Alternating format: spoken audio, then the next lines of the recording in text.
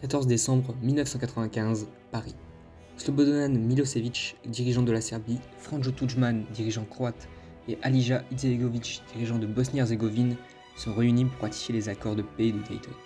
Cet accord marque la fin de la guerre de Bosnie et prévoit la mise en place d'un système politique complexe en Bosnie pour calmer les tensions. La Bosnie-Herzégovine voit son intégrité territoriale préservée et la paix regagne progressivement la région, bien que celle-ci reste fragile. Cependant, on observe que les fractures politiques entre les différentes entités s'intensifient et la Bosnie-Herzégovine semble peu à peu confrontée à l'éclatement. Salut, c'est Alexandre et aujourd'hui on va parler de la Bosnie et des tensions politiques, notamment liées à la Republika Srpska. Donc c'est un sujet qui est pas très évident pour ceux qui connaissent pas trop la géopolitique ou qui connaissent pas très bien l'histoire moderne des Balkans, mais je vais faire en sorte de vulgariser les informations pour que ça soit plutôt facile à comprendre pour tout le monde et qu'il n'y ait pas besoin de notions particulières pour comprendre le sujet. Donc pour commencer, on va reprendre un peu le contexte historique et ça va nous permettre en fait de comprendre les problématiques actuelles. Entre le XVe et le XXe siècle, la Bosnie va longtemps être occupée par l'Empire ottoman et la population à majorité orthodoxe va être islamisée au fil des siècles. Et c'est principalement l'occupation ottomane qui explique cette première diversité sur le plan ethnique en Bosnie. Avec la chute de l'Empire ottoman dans les Balkans, l'Autriche-Hongrie profite de la faiblesse de son rival pour annexer la Bosnie et menacer la Serbie, puisque avec la chute progressive de l'Empire ottoman pendant les deux guerres balkaniques, ça a permis de créer de nouveaux États, c'est le processus de balkanisation, et l'Autriche-Hongrie justement espère s'étendre au sud et conquérir ces États qui sont faibles. Et la Serbie va très vite devenir un opposant à l'Empire autrichien, et la jeune nation serbe espère rallier les populations slaves du sud de l'Europe. Et c'est notamment dans l'intérêt de ces populations slaves de s'unir, puisqu'elles sont prises géographiquement entre l'Empire ottoman, qui est en déclin certes, mais elles sont aussi menacées par l'Empire austro-hongrois, qui est une force importante en Europe à cette époque. Les tensions entre la Serbie et l'Autriche-Hongrie, ainsi que le jeu des alliances à l'échelle européenne, ça va être à l'origine du début de la Première Guerre mondiale, avec l'assassinat du duc François Ferdinand par un nationaliste serbe à Sarajevo, et c'est justement à l'issue de cette Première Guerre mondiale que se forme le royaume de Yougoslavie, suite au démantèlement de l'Empire ottoman et de l'Autriche-Hongrie. Mais c'est durant l'ère communiste, sous Tito, que la Yougoslavie va connaître ses premières heures de gloire. Le pays se libère par lui-même des forces nazies et du régime Ustashi mis en place par Adolf Hitler.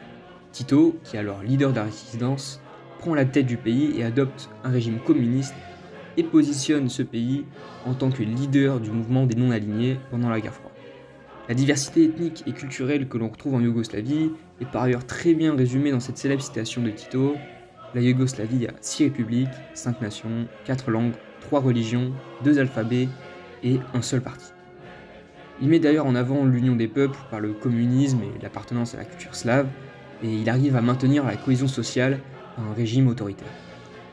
Avec la mort de Tito en 1980 et avec des problèmes économiques croissants, la Yougoslavie va progressivement se fracturer. Les tensions communautaires vont commencer à émerger au Kosovo, une région qui est revendiquée comme historique et majeure dans la culture serbe, mais qui est occupée par une forte proportion d'Albanais. Et cet événement, ça va être un événement important dans l'escalade vers les guerres de Yougoslavie. En 1989, Slobodan Milosevic prend la tête du pays et sa politique va fracturer les relations entre les différentes républiques yougoslaves. Sous sa présidence, le pays assiste à la flambée des mouvements nationalistes et Milosevic devient très vite une icône auprès des nationalistes serbes, notamment pour son positionnement avec la situation au Kosovo, puisqu'il annonce un programme de reconquête du Kosovo et transmet l'idée d'une grande Serbie. Menaçant ainsi l'égalité entre les différentes populations avec ce genre de message, certains y voient déjà l'effondrement de la fédération. Et donc avec cette politique de concentration des pouvoirs par Belgrade et la situation économique du pays, ça va inciter certaines républiques, donc notamment les républiques les plus riches comme la Slovénie et la Croatie, à enclencher un processus de sécession, puisque leur partage des richesses avec les républiques les plus pauvres, ça constitue pour elles un frein au développement. Ainsi, en 1991, la Slovénie et la Croatie déclarent unilatéralement leur indépendance, ce qui pousse l'armée fédérale yougoslave à intervenir pour préserver son intégrité territoriale. Et c'est de cette manière que démarrent les guerres de Yougoslavie. Le conflit est principalement marqué par l'affrontement entre les Serbes et les Croates, une rivalité qui fait notamment ressortir les fantômes du passé, puisque les Serbes voient dans l'initiative croate le ressurgissement de l'idéologie Ustashi. Les deux pays tentent de récupérer le plus de terres possible qui présentent des majorités propres à leur nation, Et la Bosnie, qui se situe entre justement ces deux nations, souhaite également se défaire de la fédération, sauf qu'elle est plutôt vouée à se déchirer.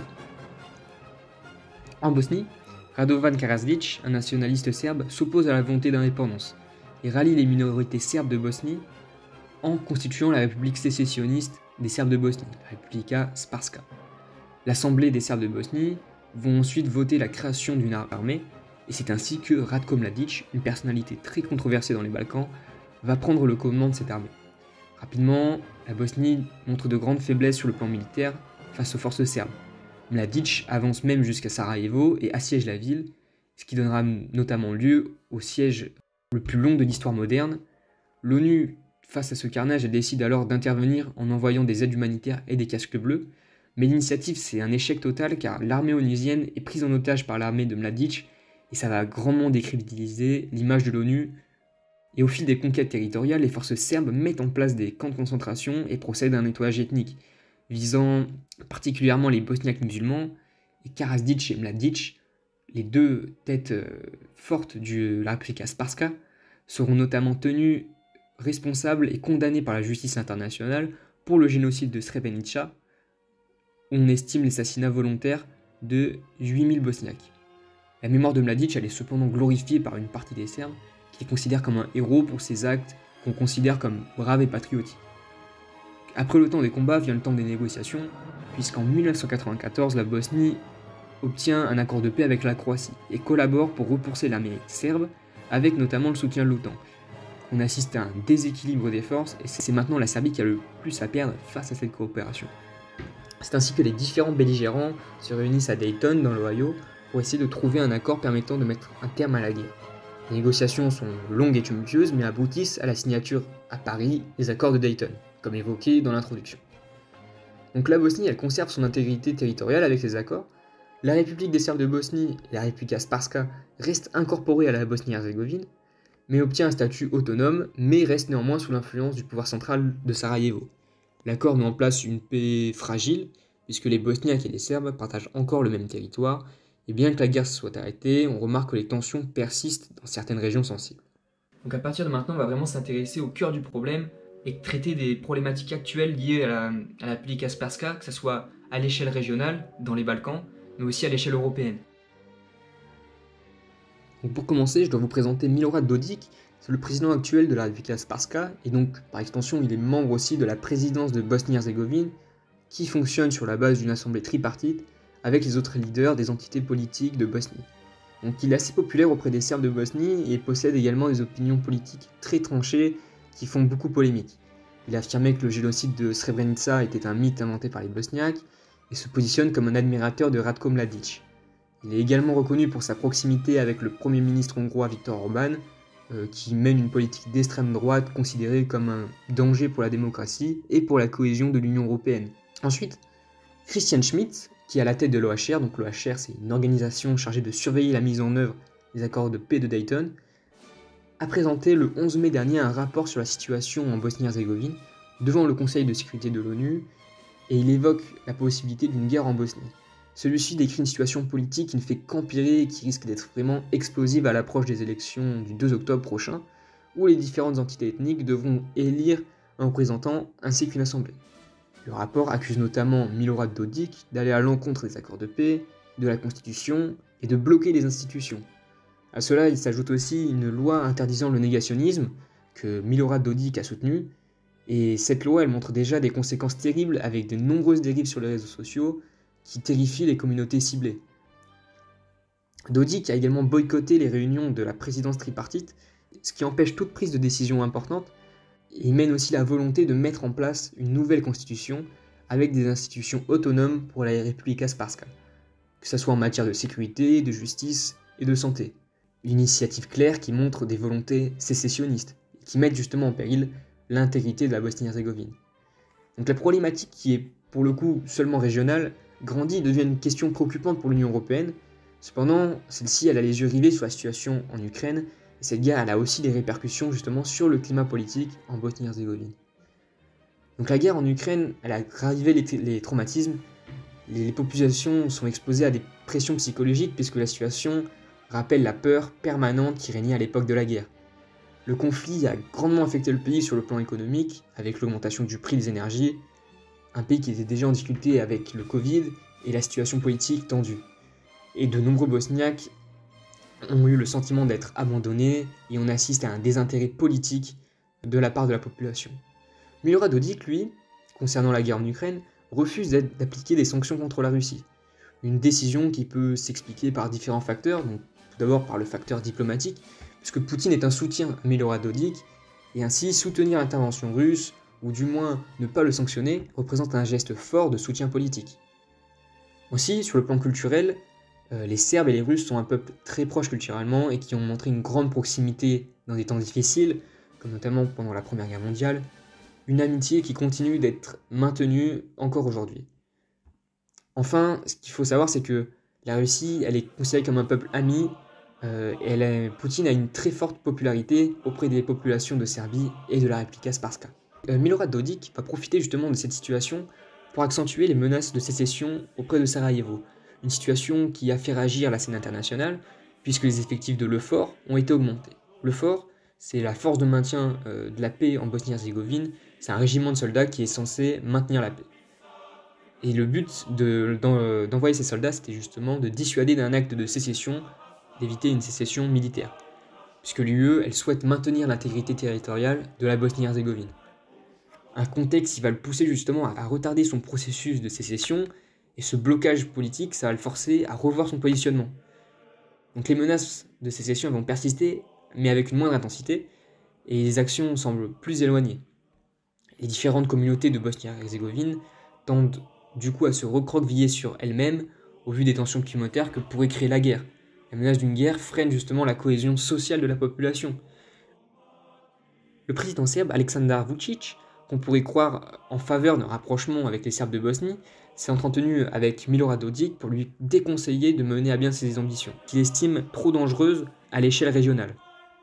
Une prise de position qui peut s'expliquer par sa volonté de se rapprocher de l'Union européenne.